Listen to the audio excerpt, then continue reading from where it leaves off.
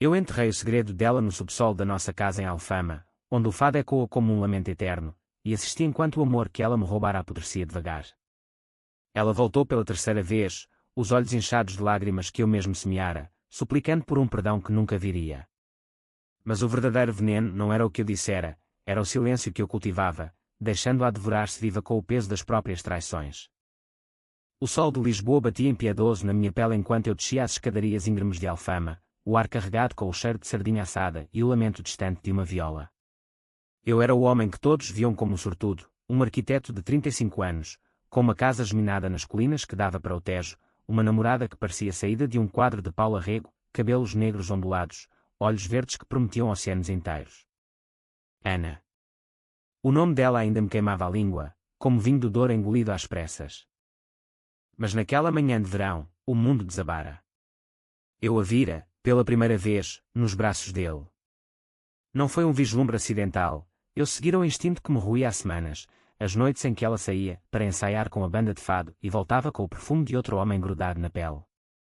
Ele era Miguel, o guitarrista charmoso do Barro Alto, com tatuagens que contavam histórias de viagens que eu nunca fizera e um sorriso que conquistava multidões nos bares enfumaçados. Eu os flagrei num beco estreito atrás do mirador da Senhora do Monte, os corpos entrelaçados contra a parede de cal branca, as mãos dela cravadas nas costas dele como se ele fosse a âncora que eu nunca fora. O choque não veio imediato. Foi como o tremor de um terremoto no Alentejo, sutil no início, depois avassalador. Voltei para casa, as pernas pesadas como chumbo, e esperei. Ela chegou tarde, o batom borrado, inventando desculpas sobre um copo de ginginha a mais. Foi só uma noite, amor, disse ela, os olhos desviando para o chão de azulejos. Eu sorri, um sorriso que não chegava aos olhos, e a abracei. Naquela noite, fizemos amor pela última vez, e eu gravei cada gemido dela na memória, cada toque, como um mapa de territórios que eu reconquistaria.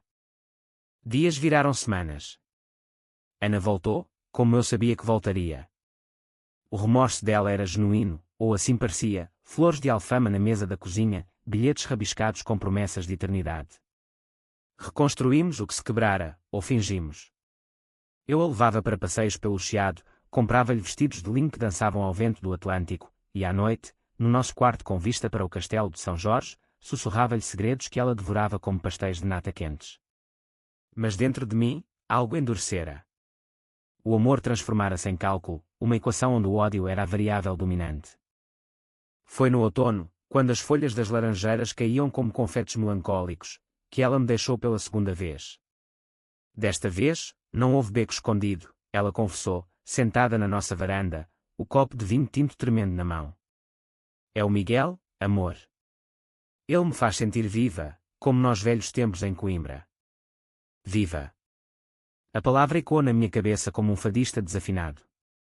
Eu ouvira rir com ele nas mensagens que eu lera no telemóvel dela, risos que eu não provocava há meses.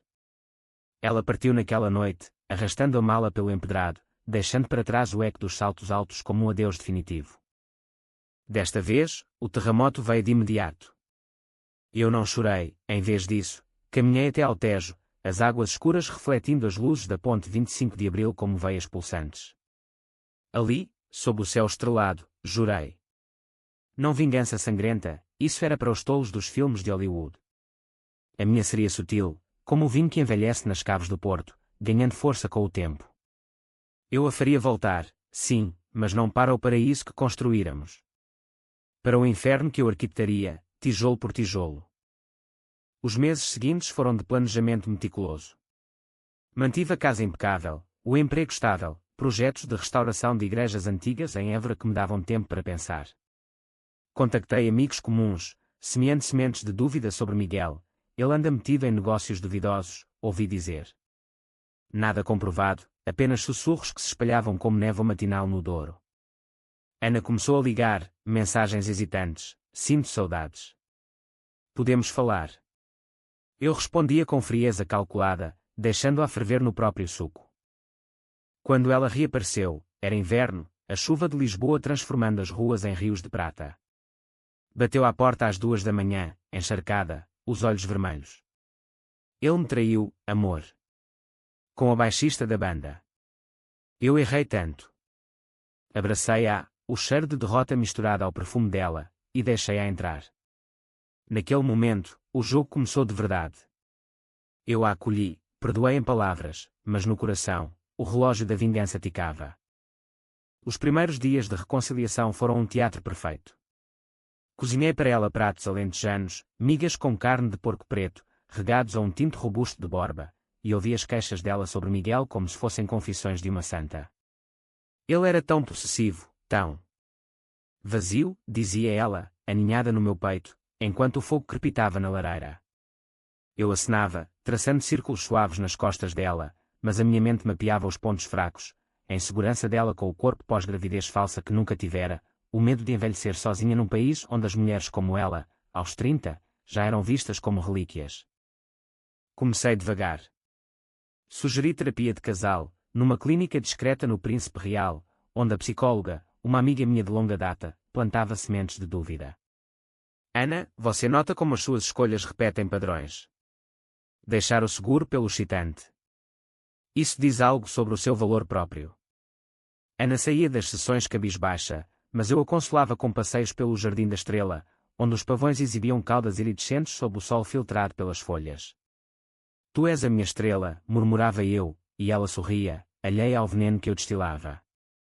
Miguel não desaparecera completamente. Ele ligava, mensagens que eu interceptava no telemóvel dela, vem dançar fado comigo, minha fadista, e eu as usava como munição.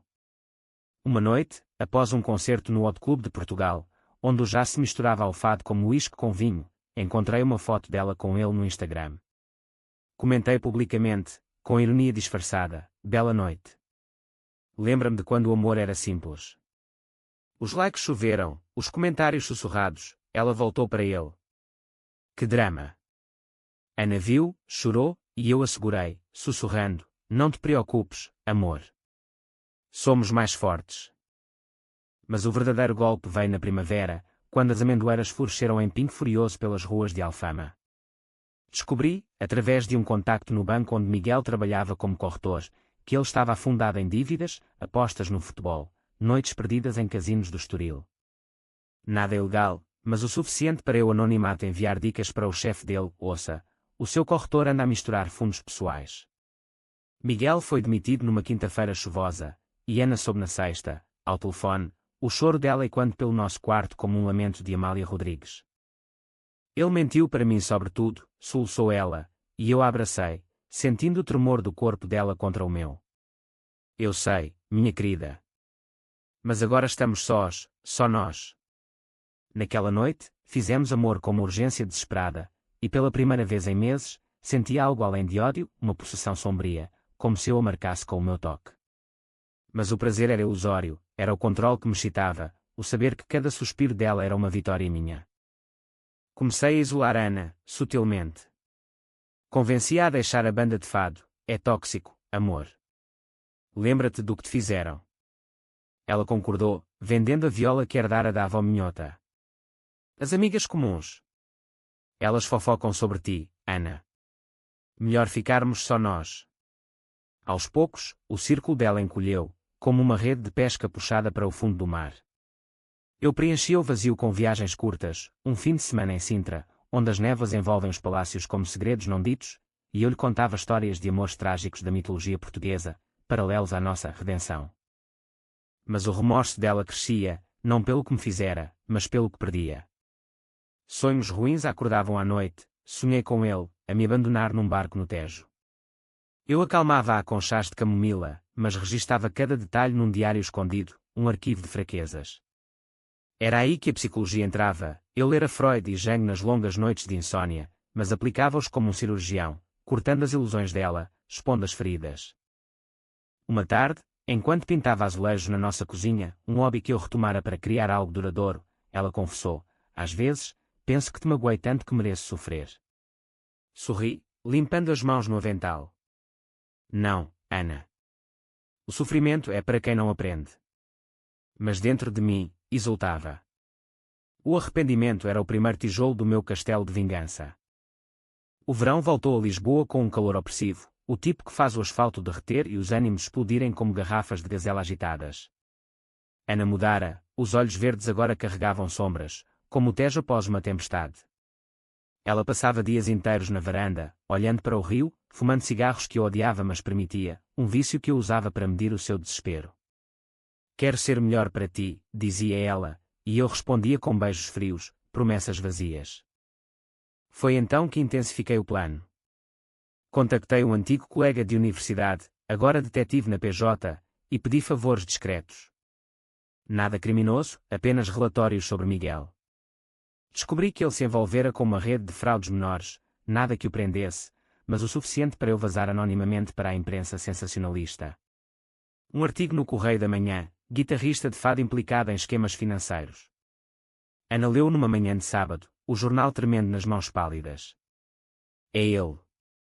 Meu Deus, como eu fui cega. Abracei-a, sentindo o cheiro de pânico no suor dela. Passado, amor. Olha para o futuro. Mas plantei a semente, talvez devesses confrontá-lo, para fechar o ciclo. Ela hesitou, mas eu a incentivei, fingindo preocupação. Voltou horas depois, destruída. Ele negou tudo, mas via culpa nos olhos. Disse que eu era a culpada por o ter deixado. Perfeito. O ódio dela por ele crescia, mas eu redirecionava-o para si mesma, sussurrando nas noites, tu escolheste-o 2 vezes. O que isso diz sobre ti? As noites tornaram-se rituais. Tocava fado no giradiscos antigo, estranha forma de vida, de Amália, as letras como lâminas, e dançávamos devagar, os corpos colados, mas as mentes distantes. Ana chorava baixinho, e eu secava as lágrimas, memorizando o sal delas. Era aí que o psicológico se aprofundava, eu a forçava a reviver as traições em detalhes, para curar, dizia. Conta-me como beijaste no beco. Sente a dor, para a libertares. Ela obedecia, a voz trêmula, e cada confissão era uma corrente que eu apertava à volta do pescoço dela. Amigos notavam a mudança. Numa jantarada no Time Out Market, com mariscos frescos e vinhos verdes, uma velha amiga dela, Sofia, puxou-me de lado. O que estás a fazer com ela? Parece um fantasma. Ri, brindando com o copo. Estamos a curar-nos. Mas cortei os laços, convenci Ana de que Sofia era invejosa, sempre quis o que tens. Aos poucos, o isolamento completou-se, só restávamos nós, numa bolha de ar rarefeito. O clímax do verão veio no Festival de Fado de Alfama. Ana insistir em ir, para me reconectar com as raízes. Eu concordei, mas preparei o terreno. Miguel estaria lá, tocando com uma nova banda. Contratei um tipo discreto, um ex-segurança de bares no cais do Sodré, para, acidentalmente, derramar vinho tinto no fato dele durante o intervalo. O caos foi belo, gritos, empurrões, Miguel coberto de mancha como um crime não resolvido. Ana viu de longe, o rosto pálido, e correu para mim, foi horrível. Ele parecia tão quebrado. Naquela noite, no nosso quarto, ela desabou, eu causei isto tudo. 2 vezes o deixei por ele, e agora ele está destruído por minha causa. Abracei-a forte, sentindo o coração dela martelar como um tambor de procissão. Não, amor. O karma é assim. Mas tu podes redimir-te, comigo. Fizemos amor feroz, possessivo, e pela primeira vez, vi o medo nos olhos dela, não de mim, mas de si mesma. Outono trouxe calmaria falsa. Ana começou a trabalhar como guia turística no Castelo de São Jorge, contando histórias de mouros e cristãos a grupos de americanos ruidosos. Eu orgulhava-me dela publicamente, postando fotos no Instagram, a minha rainha de Alfama. Mas em casa, as discussões ferviam. Por que me olhas assim? Perguntava ela. Como se me perdoasses, mas não esquecesses. E eu respondia, honesto pela primeira vez, porque o perdão é uma ilusão, Ana. O que fica é a cicatriz. Ela começou a beber mais, pôr-te em copos pequenos, mas frequentes. Encontrei diários dela escondidos, páginas rasgadas com frases como sou uma traidora. Ele merece melhor. Li-os à noite, à luz da lua que se infiltrava pelas persianas, e sorria. O arrependimento florescia, como as jacarandás roxas que tingiam as ruas de Lisboa em tons de melancolia. O inverno de 2025 chegou cedo a Portugal, com ventos do norte que uivavam como almas penadas nas ruelas de Alfama. Ana envelhecera 10 anos em 6 meses, As rugas ao redor dos olhos verdes agora eram sulcos profundos, como os vales do Douro esculpidos pelo rio. Ela parara de rir, exceto em momentos forçados, e os silêncios entre nós esticavam-se como cordas de viola prestes a rebentar. Eu mantinha a fachada, jantares românticos no solar dos presuntos, com bacalhau à brás que derretia na boca, mas o ar estava carregado de eletricidade, pronta para a faísca. Decidi apertar o cerco. Descobri, através de pesquisas online e contactos no mundo da música, que Miguel planeava um comeback, um álbum independente de fado moderno, financiado por um mecenas duvidoso. Eu invadi o estúdio dele, não fisicamente, mas digitalmente, com um hacker freelance de Coimbra que cobrava em Bitcoin. Files corrompidos, gravações sabotadas. Quando o lançamento falhou, o escândalo rebentou nas redes. Miguel, o traidor do fado, perde tudo por erro técnico. Ana leu a notícia no nosso sofá, o tablet escorregando das mãos trêmulas. Coitadinho. Não, ele merece. Mas e eu? Eu o empurrei para isso. Abracei-a, sentindo o corpo dela rígido como madeira de sobreiro. Tu não. As tuas escolhas, sim. Naquela noite, ela tomou soníferos a mais, acordando com o estômago revirado. Levei-a ao hospital de São José, onde os médicos murmuraram sobre stress crônico. Ela precisa de descanso, disse o doutor, e eu acenei, mas em casa, usei isso, vês. O teu passado está a matar-te por dentro. O remorso dela transformou-se em auto-ódio, um poço sem fundo onde eu atirava pedras. Começámos terapia individual para ela, recomendada pela nossa psicóloga comum. Eu escolhi o terapeuta, um homem idoso de Setúbal, com sotaque alentejano lento e olhos que perfuravam. Fale-me das traições, Ana. O que levou a elas? Sessão após sessão, ela desfiava a alma, a infância sem pai em Porto Alegre, a mãe que a trocara por um amante mais jovem, o medo de ser abandonada. Eu ouvia os relatos dela à noite, gravados secretamente no telemóvel, e usava-os como munição. A tua mãe faria o mesmo, dizia-eu casualmente, e via o pavor nos olhos dela. A primavera trouxe uma trégua ilusória.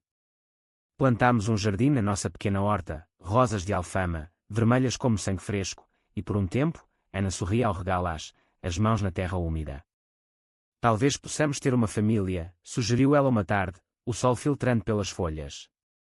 Ri por dentro, família. Depois de tudo. Mas concordei, sim, amor. Um futuro limpo. Comprei testes de gravidez falsos online, positivos, e assisti enquanto ela dançava pela casa, o ventre ainda plano sonhando com vida. Mas o golpe final veio quando a fiz duvidar da sanidade. Espalhei boatos através de perfis falsos nas redes. Ana, a serial cheater de Lisboa, agora grávida. Cuidado, ela destrói tudo. Amigos distantes ligaram, questionando. Ela confrontou-me, és tu. Estás a espalhar mentiras. Neguei, com lágrimas falsas, como podes pensar isso? Depois de tudo o que fiz por nós. Ela recuou, pedindo desculpa, mas o dano estava feito, paranoia instalou-se, como a névoa que sobe do Tejo nas manhãs frias. Miguel reapareceu, inesperado. Uma carta dele, enviada para a nossa caixa de correio. Ana, perdoa-me. Eu errei, mas tu foste o meu erro maior. Volta. Ela leu-a em voz alta, a voz quebrada, e rasgou-a em pedaços. Mas eu via o tremor nas mãos. Queimemo-la, sugeri, e no fogão, as chamas devoraram o papel como o amor deles. Agora, acabou, disse eu, mas ela sussurrou, acabou mesmo. As noites tornaram-se pesadelos para ela. Acordava gritando o nome dele, e eu fingia consolar, mas dentro, exultava. O psicológico estava no pico, ela questionava cada memória, cada escolha. Sou uma má pessoa? Perguntava ao espelho, e eu respondia do corredor, só tu sabes, amor. O verão de 2025 foi o mais quente em décadas, o calor de Lisboa transformando o ar em sopa espessa, onde os segredos fervilhavam como bolhas. Ana perdera peso, os vestidos pendiam nos ombros ossudos, e os olhos verdes agora eram poças turvas de dúvida. Ela deixara o emprego no castelo, não aguento as multidões, amor, e passava dias na cama, o quarto escurecido por cortinas fechadas, e quando os lamentos de fado que eu tocava baixinho. Eu mantinha o controle absoluto. As finanças eram minhas, transferira tudo para a minha conta, para proteger-nos, e ela dependia de mim para cada café no Martinho da Arcada. Obrigada por não me abandonares, murmurava ela, e eu beijava a testa suada. Nunca, minha fadista. Mas o isolamento era total, o telefone dela desligado. As saídas só comigo, passeios curtos pelo Rocio, onde os pombos bicavam migalhas como abutres. O remorso dela manifestava-se em rituais estranhos, acendia velas à Virgem de Fátima todas as noites, rezando em voz baixa por perdão. Eu observava da porta, o cheiro de cera misturado ao suor dela. O que pedes? Perguntava. Perdão por ti. E por mim.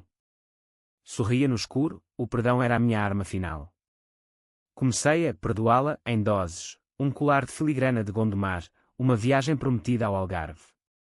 Cada gesto era uma corda frouxa, puxada para a sufocá-la devagar. Miguel estava acabado. O meu écar confirmara, dívidas acumuladas, a mãe dele vendendo a casa em Cascais para o salvar. Um artigo no Público, de Estrela do Fada sem abrigo, a queda de Miguel. Encontrei o clipping na mala dela, ela recortara-o, lendo-o até a papel ficar gasto.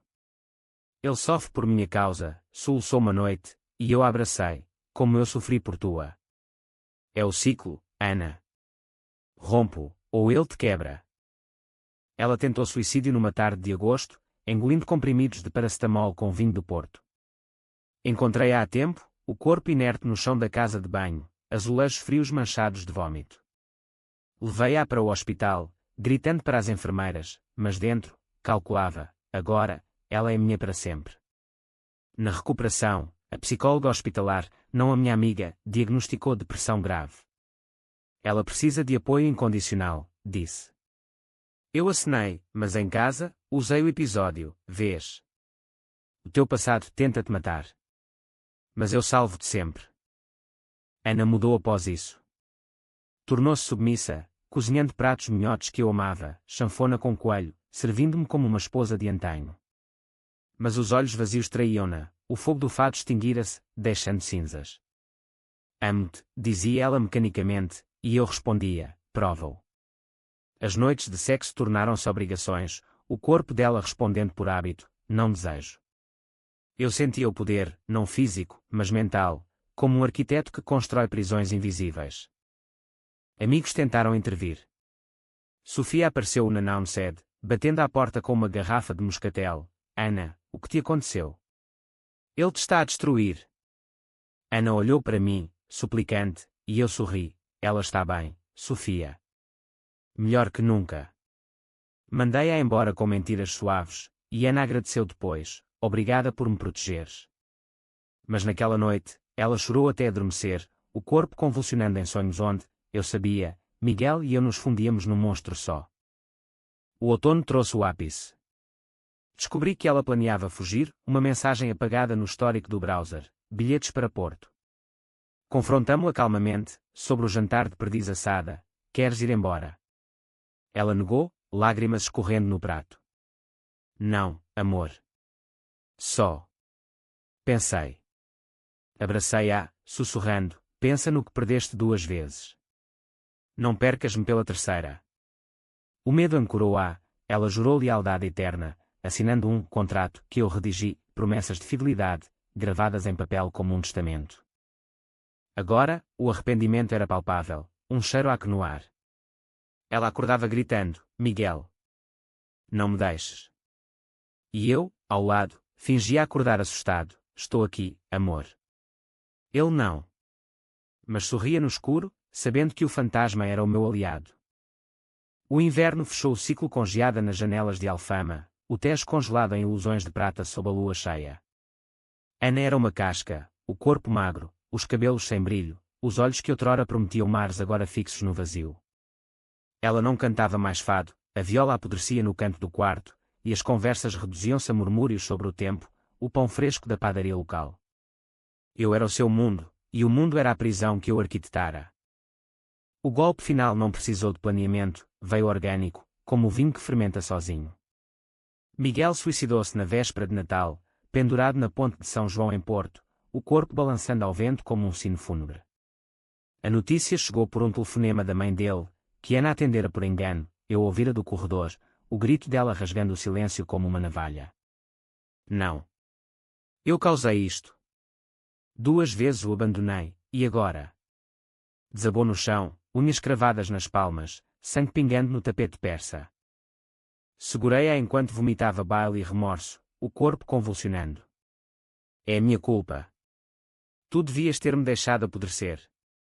Gritei de volta, fingindo fúria. Sim, Ana. 2 vezes me traíste por ele, e agora o mundo paga. Mas era teatro, dentro, o êxtase era puro, uma sinfonia de vingança completa. Levei-a para a cama, injetei calmantes que roubara da farmácia, e velava o sono dela, traçando as veias azuis nos pulsos, tão frágeis, tão minhas. Dias viraram semanas. Ana não saía de casa, recusava comida, só água e pão seco, murmurando orações entrecortadas. O terapeuta veio, prescreveu mais remédios, mas eu controlava as doses, o suficiente para mantê-la lúcida, mas quebrada. Ela precisa de hospitalização, disse ele. Não, respondi. Eu cuido dela. E cuidava, banhos mornos com sais de banho do Algarve, histórias sussurradas de amores felizes que nunca tivemos. O Natal passou em silêncio, sem família, os pais dela em Évora cortados por dramas passados, só nós e o fantasma de Miguel. Na consoada, acendi velas na mesa, sirvendo bacalhau cozido que ela não tocou. Lembra-te do nosso primeiro Natal? Perguntei, e ela acenou, lágrimas caindo no prato. Eras tão feliz. Antes de mim. Sorri, antes de ti, era vazio. Agora, é completo. O ano novo trouxe a rendição final. Ana ajoelhou-se na cozinha, os joelhos no azulejo frio, e suplicou, perdoa-me de verdade. Eu sou nada sem ti. O arrependimento está a comer-me viva. Olhei para ela, a mulher que me traíra 2 vezes, agora reduzida a pó. Perdão? Oh, amor, eu perdoei no dia em que voltaste. Mas o preço? Pagaste-o todo. Abracei-a, sentindo os ossos sob a pele, e pela primeira vez, senti pena, não dela, mas do que o amor se tornara. Hoje, caminhamos pelo Tejo ao pôr do sol, o rio refletindo as luzes da cidade como promessas quebradas. Ela segura a minha mão, fraca mas leal, e sussurra, obrigada por ficares. Eu sorrio, o vento levando as palavras embora. A vingança completou-se, o drama findou não em sangue, mas em silêncio eterno. Ela enfrenta o arrependimento todos os dias, e eu? Eu vivo nele, o arquiteto de ruínas belas.